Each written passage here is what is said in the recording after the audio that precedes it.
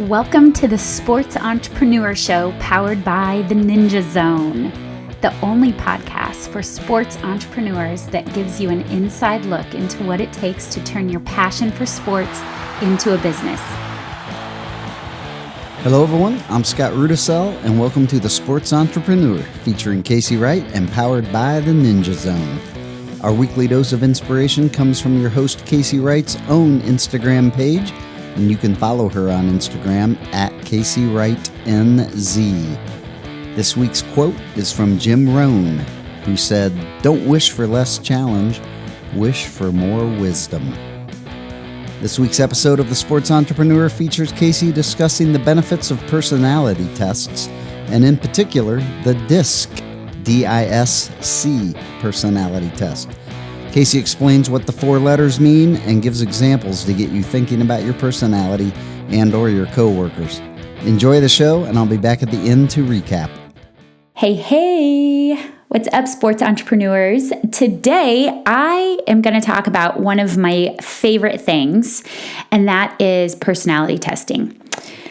It has been a game changer for us, seriously. And it's so fun because, who doesn't want to read about themselves or learn about themselves? Everybody wants to do that. So it's like that one thing that you can do from an HR perspective, or you can send out to everybody and say, hey, fill this out. And everybody loves to do it. And there's multiple different tests, and they all kind of share different things about people. But we really just started compiling a database of these different tests.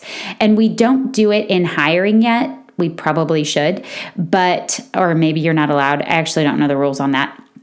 But anyway, what it does do is it really allows us to understand how to communicate with each other better. So there are tests to find strengths, how the way people think, just general personality tests. And I am by no means a doctor or an expert. All I know is I'm an entrepreneur, and they've helped me.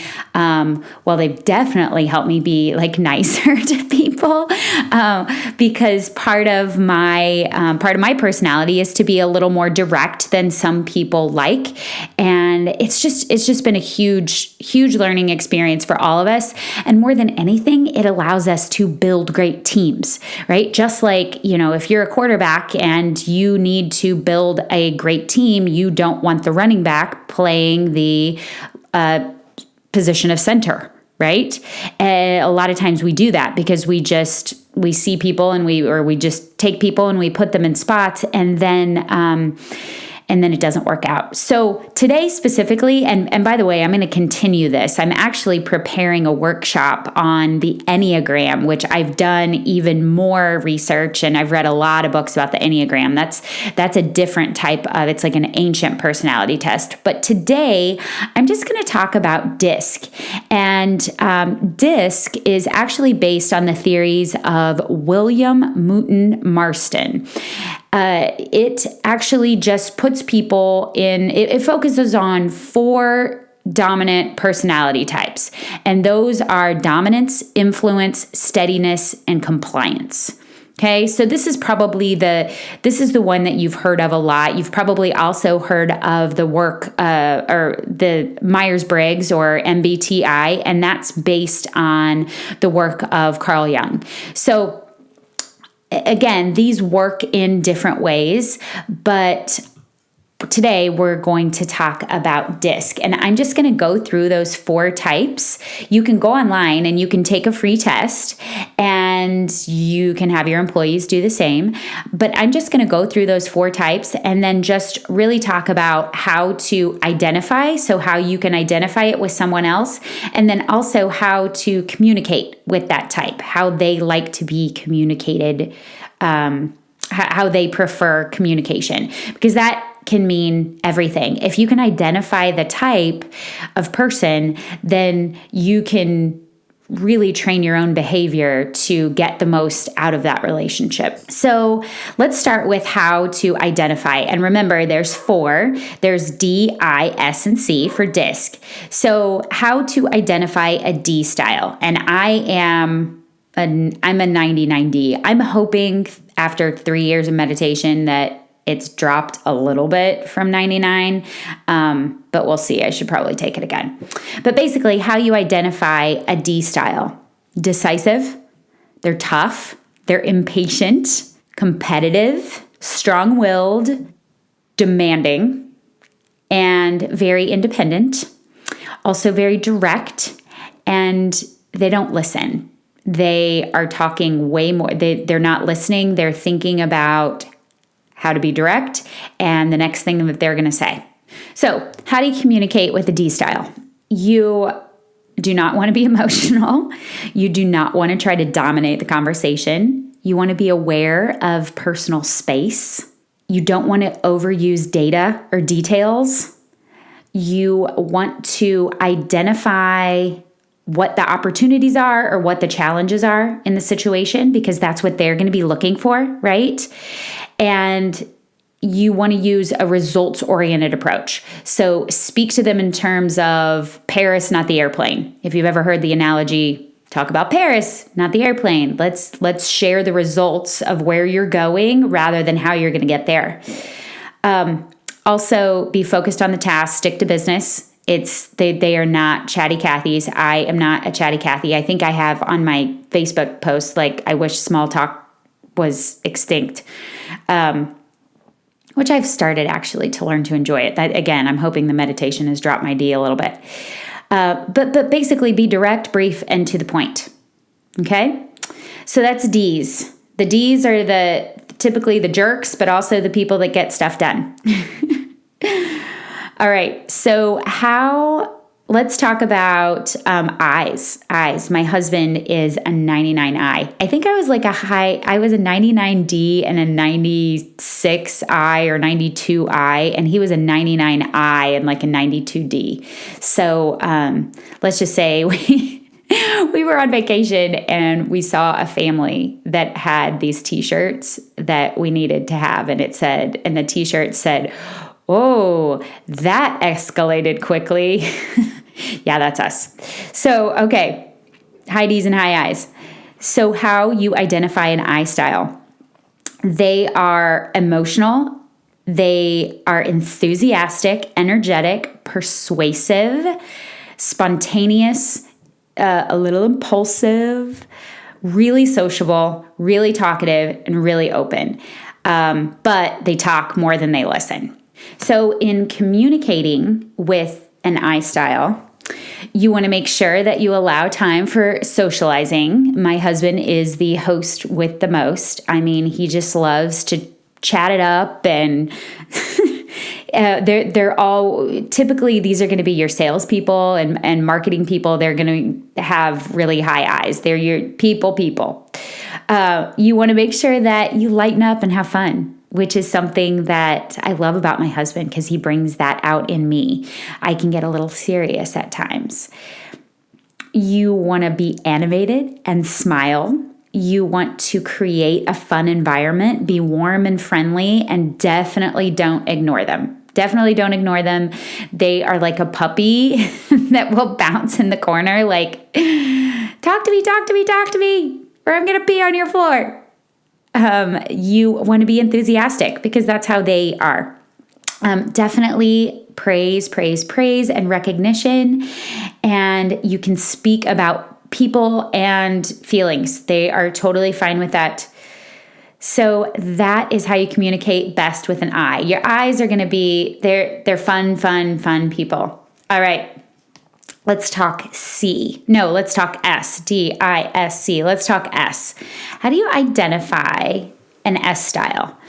So they are going to be your steady Eddie, calm, laid back, caring, patient, very friendly. They are very good listeners and they're very sincere, typically really trustworthy and modest, but also a little indecisive. So what we can do to communicate with an S style is be patient and build their trust. ask for their opinions, and you may have to draw it out of them. This is where a great coach comes in handy, especially when someone's indecisive. So you may have to give them those kind of cues, those decision-making cues. Make sure that you're logical and that you present issues in that way, not like feelings and emotions. Just present issues logically. Relax and allow time to let discussions play out. It's not going to be like a D where it's like, get to the point, get to the point, get to the point. Also show, like, if you are, you want to show the results, but show them in terms of solutions that how it affects them. Like, here's the solution to the problem. You want to clearly define responsibilities. Where a D or an I might just say, I'll make it work. As an S, you want to clearly define lanes and roles. And 1000% involve them in planning. They are planners or tend to be planners. Overall, just kind of slow down. Just take a step back. And, well, for me, it's take a step back, but just slow down and make sure that you're also securing their, that you're kind of checking in with them, right? You're meeting them and saying, are you here? Do you understand me? Where are we at? And be prepared to provide great quality information, because that's how they make decisions.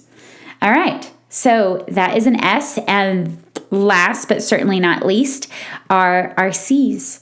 And our C's are going to be a little like this.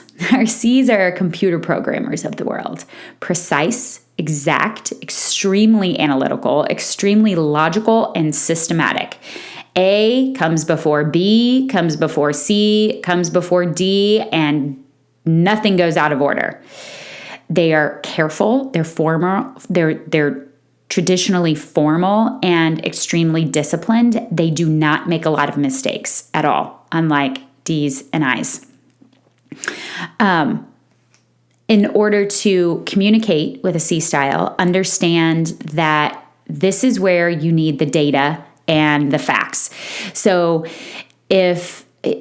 in presentations that I've done, I rarely include like a certain percentage or a certain number. And I'll tell you the reason why is because the source is never totally credible, right? Like, it's credible by people standards, but like data can always be fudged.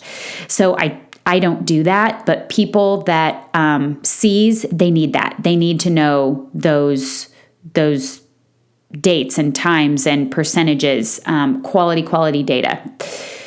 You want to examine, like, if there's an argument, you want to make sure that you examine it from all sides. And again, they're pulling in all the data, right? Stay on task, and make sure that if there is a disagreement of some sort, that you stick with the facts and don't take it personally, because that's going to throw it way, way, way off. And that's with anyone, right? Like, I don't know why they've really stuck it to C's, but I think that's everyone. You want to focus on quality. And this is another where you want to respect personal space with a C. So they're going to be, I have a couple of C's that work with NinjaZone, and they're like 3-year huggers, right? There's some people that are like day 1 huggers and some people that are 3-year huggers. I think there was a Seinfeld episode about that. But you need to be patient and, again, slow down. Nothing personal, especially if this is work related. These are people that will keep their personal stuff very close to the vest. So take it easy there. You're going to throw them on their heels. And then again, just be careful. Use caution. Be thoughtful. Take deep breaths before you speak. And, again, I'm speaking from my own perspective. If you are an S or a C, you probably don't need to do these things.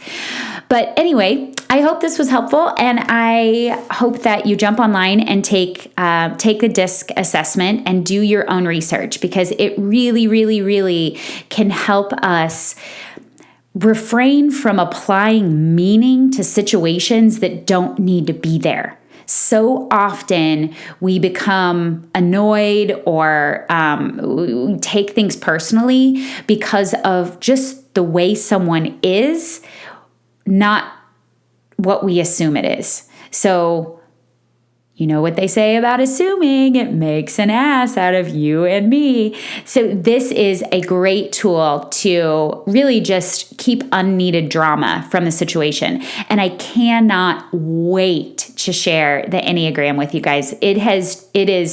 It's changed my life. I absolutely love it. I am in a total curiosity rabbit hole with the Enneagram, and I can't wait to share it. But I thought this would be a good lead up to that. So more about that later.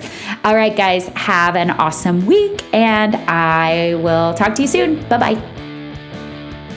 We've provided the link on our website to take a free DISC personality test.